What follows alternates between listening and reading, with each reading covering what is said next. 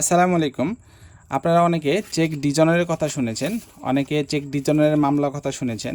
আসলে ডিজনারের মামলাটা কিভাবে হয়, ডিজনার সম্পর্কে কিছু তথ্য আপনাদের সাথে শেয়ার করি। ডিজনার হলে এর শাস্তি কি হতে পারে আপনাদের সাথে চলুন শেয়ার করি। আপনাদের বাসায় অনেকের কাছে এরকম চেক বই আছে, চেক বইয়ের যে পিছনে কাভার পেজ আছে, এই কাভার পেজের পিছনে, এই যে পিছনের কাভার পেজ, এই পিছনে দেখুন কিছু ইনফরমেশান লেখা আছে চেক ডিজনার সম্পর্কে। চলুন আপনাদেরকে তা পড়ে শোনাই। দেখুন এখানে খেয়াল করুন, লেখা আছে তহবিল অপর্যাপ্ততার কারণে ব্যাংকের চেক প্রত্যাখ্যাত হওয়ার একটি শাস্তিযোগ্য অপরাধ।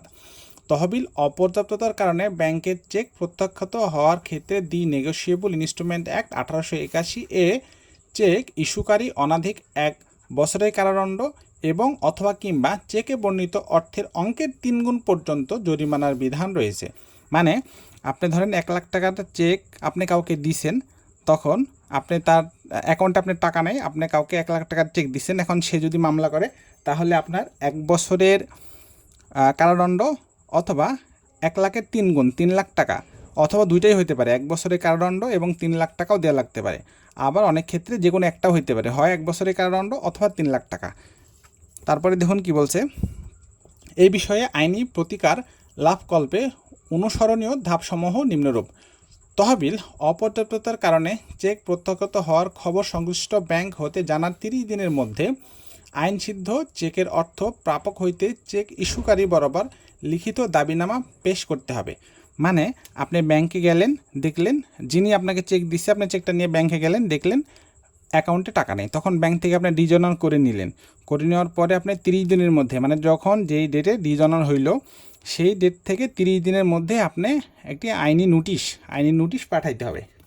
তারপরে আইনি নোটিশ পাঠানোর পরে দেখি কি বলছে, দাবিনামা পাওয়ার 30 দিনের মধ্যে চেক ইস্যুকারী কর্তৃক চেকের বর্ণিত অর্থ পরিশোধ না করা হলে তিনি দি নেগোশিয়েবল ইনস্ট্রুমেন্ট অ্যাক্ট 1881 এর 138 ধারাটা মাথায় রাখেন, 138 ধারায় আয়তায় শাস্তিযোগ্য অপরাধ করেছেন বলে গণ্য হবে।